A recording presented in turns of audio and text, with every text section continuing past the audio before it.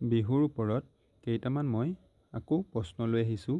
আপোনালোকে প্ৰশ্নবোৰ চাব। এই প্ৰশ্নবোৰ বহুতেই গুৰুত্বপূৰ্ণ।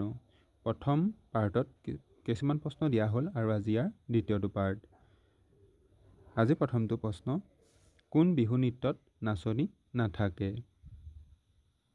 উত্তৰ, বিহু হুঁচৰিত। 2 নম্বৰ প্ৰশ্ন, মুকলি বিহুৰ প্ৰথম বাদ্য কি? ইয়াৰ উত্তৰ হ'ল মুকলি বিহুৰ প্ৰথম বাদ্য হাত চাপৰি।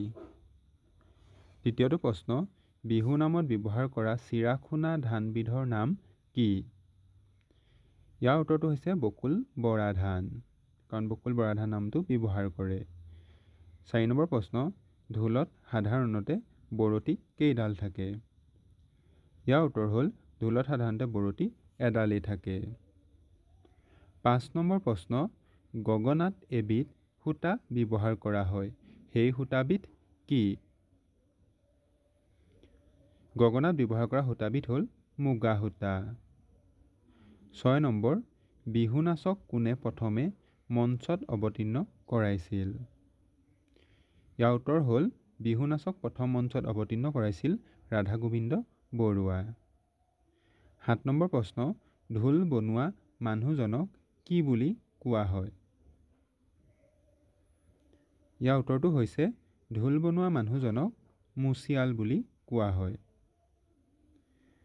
8 নম্বৰ প্ৰশ্ন, ঢোলক অসমীয়া মানুহে কি বাদ্য বুলি গণ্য কৰে?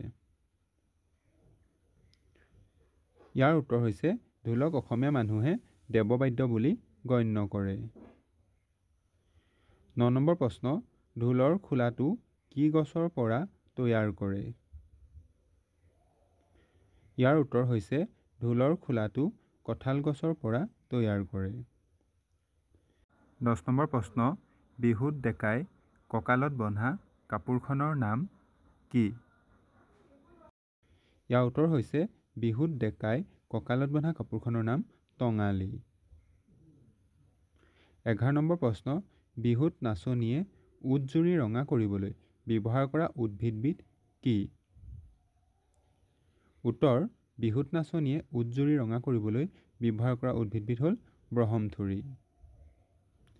12 নম্বৰ প্ৰশ্ন, মুগা পালকজনক কি বোলে?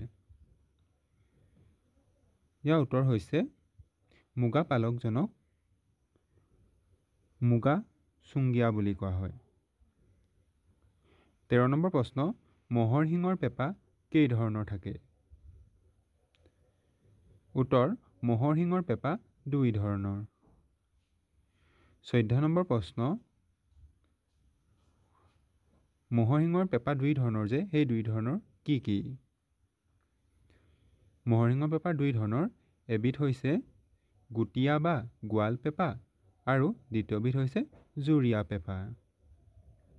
আজি একেবাৰে শেষৰটো প্ৰশ্ন, বিহুত বজোৱা টকাটো প্ৰথমে কোন সম্প্ৰদায়ে ব্যৱহাৰ কৰিছিল? ইয়াৰ উত্তৰটো হৈছে বিহুত বজোৱা টকাটো প্ৰথম সোণোৱাল কছাৰী সম্প্ৰদায়ে ব্যৱহাৰ কৰিছিল। আপোনালোকে যদি ভিডিঅ'টো ভাল পালে লাইক এটা কৰি দিব আৰু এনেকুৱা ধৰণৰ প্ৰশ্নোত্তৰ জানিবলৈ চেনেলটো ছাবস্ক্ৰাইব কৰিব। ধন্যবাদ।